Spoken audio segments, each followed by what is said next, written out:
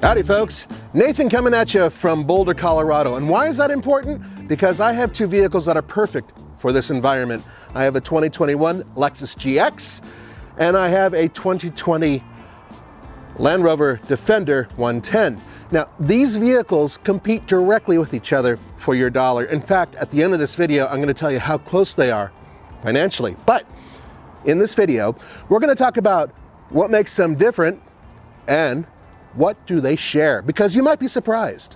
What you're looking at here puts out 395 horsepower and 406 pound-feet of torque. It's a mild hybrid.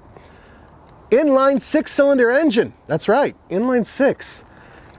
And it's hooked up to an 8-speed automatic transmission. Now, according to Land Rover, it gets 17 city, 22 highway, 19 miles per gallon combined.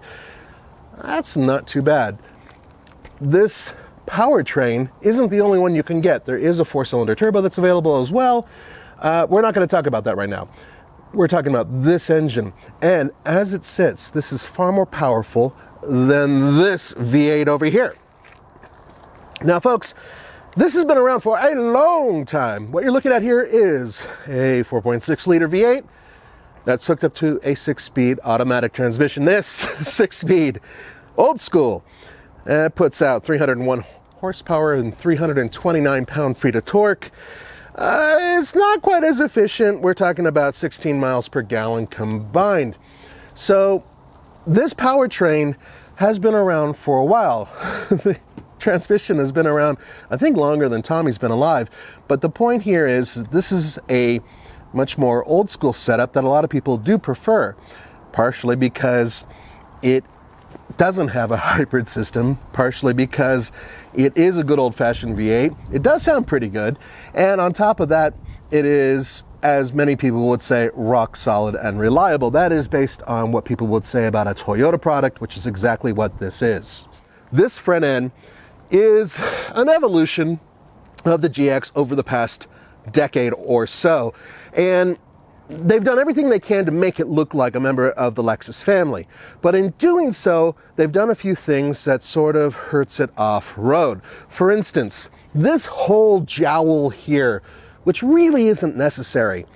It's kind of for aerodynamics. I get that, which might help the gas mileage, which is abysmal. But because of that, your approach angle is 21 degrees. And there are a lot of crossovers that have better approach angles. All this gets in the way. When people modify these, the first thing they try to do is remove some of this. And it takes a lot of work. Let's go over here, and you're going to see these 19-inch wheels. Now, I'm not a big fan of going off-road with painted wheels for obvious reasons, but they're not bad looking. Considering the fact that they're 19 inches, I was kind of hoping that they'd put a beefier, more off-roady tire on here, but the point is that most people that buy this are not going to care about off-roady tires, and most likely they'll be able to afford to replace these with something a little bit beefier. As it stands, this whole setup here is suburban cool, I guess. Now, the cameraman's going to back up because I want to show you something. Let's look at the side. Now, if you look very carefully, you're going to see this running board. Now, for those of you who don't know, running boards quite often are completely unnecessary. Most people who are serious about off-roading try to remove these things as quickly as possible. I'm one of them. However, there's a reason for this, and it has nothing to do with comfort and being able to step into the vehicle. As you can see, it really isn't much for ease of entrance for anybody other than someone who's really short. Now, the actual purpose of these is also for aerodynamics. It does help. You may have noticed in the late 90s, a lot of vehicles, SUVs and crossovers, started having these steps when they're completely unnecessary. That actually does help with aerodynamics. But what it does is it also causes 21 degrees of breakover. Not great. For a vehicle that can seriously do off-roading, it just doesn't have a lot of ground clearance. As a matter of fact, 8.1 inches. 8.1 inches is about where a lot of Subarus are. All right, let's talk about the back section here. Now, once again, a lot of extra schmutz that's been put on here has to do with aerodynamics and, of course, looks. At least it has a 23-degree departure angle. That's okay. And it has this, a tow hook. This vehicle can properly tow. Maximum 6,500 pounds, which is not too bad. The thing is, it's kind of form over function, right? With a vehicle like this, we already know it can function off-road quite well. We have a lot of videos with the GX going off-road, but with all the stuff they've added to it, that means that you serious off-roaders have to remove those components in order to make it a little bit more off-roady. Now, I know a lot of you guys are saying, oh, this is just a gussied up Range Rover, whatever. No, they've actually managed to make some of this plastic look really badass, I think. Look at this. This plastic component here, it's pretty much useless. Not like it's gonna do anything. You're not gonna stand on this, right? But it's cool. It's cool because it's different. This vehicle, especially when you compare it to other ones like the Lexus, or really like anything else, even like a Mercedes-Benz, this looks unique. And people turn and look. They take pictures. I've seen it. Let's talk about the exterior design from the side. Now, if you look, you're gonna see 20-inch wheels, but at least they're on Goodyear Wranglers. Yeesh. Not the greatest tires on snow, they're okay, but decent off-road, and they look cool. It's about aesthetics in this case. But if you look at the front end, you're going to see something very interesting. Approach angles are really impressive. Remember, this has an air suspension. When you lift it up to its maximum setting, you can have 38 degrees approach angle. That is really good. Unlike the Lexus, it doesn't have a step, which I think is great.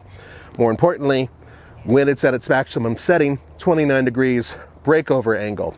This is another section where it's made to look really tough, but at the same time, a maximum of 40 degrees departure angle, which is once again really impressive.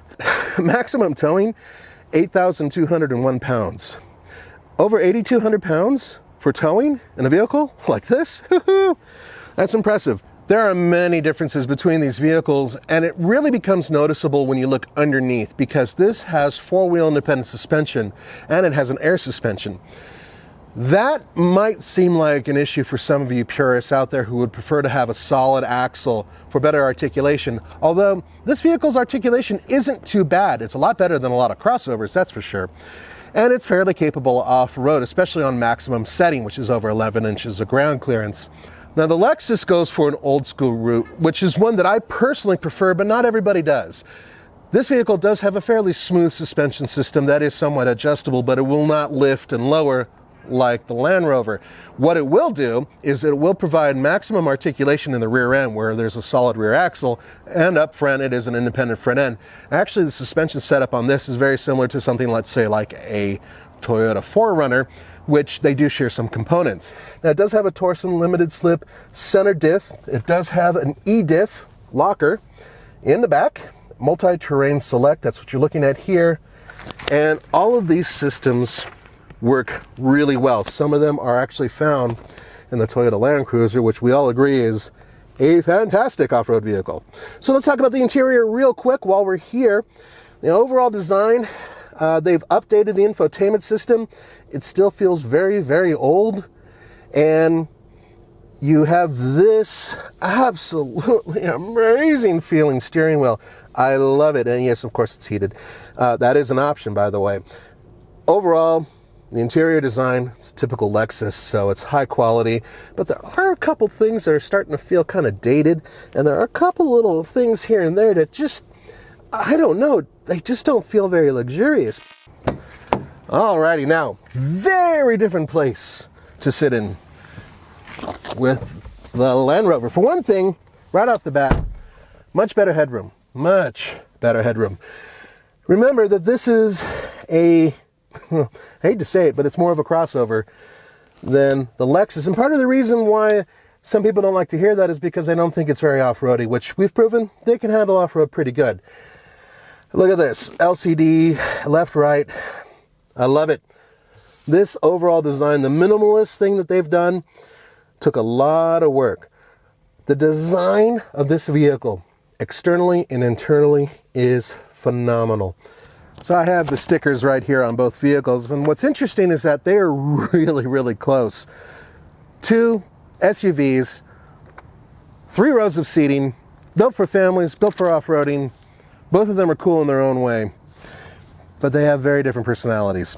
So the Lexus, now this is a 2021 Lexus GX 460 Luxury Edition, and it is pretty much loaded. As it sits, its MSRP is $71,690. Now, what about the Land Rover Defender, which is a 2020, and it's a 110 SE. Once again, fairly well loaded. This one comes at $71,115. So they are a stone's throw from each other in terms of what you're spending. And they are cross-shopped. I know a lot of people out there who are trying to figure out whether they want new tech, which is kind of cool looking and kind of fun, but questionable when it comes to reliability, or old school, really capable, but maybe not as capable and not as cool looking. That's the big question. If it were my money, I hate to say it, but I think I would go for the Land Rover because I've had a history with them before. I think it looks really cool and my wife really likes them. I know that's a really lame excuse. The GX makes a lot more sense for me because I like to bash things, and I know that if I bash it and bash and bash it, it's gonna get me home. There you go. For the Fast Lane Car, TFL Now, TFL Off-Road, and everything else, this is Nathan, and I'll see you next time.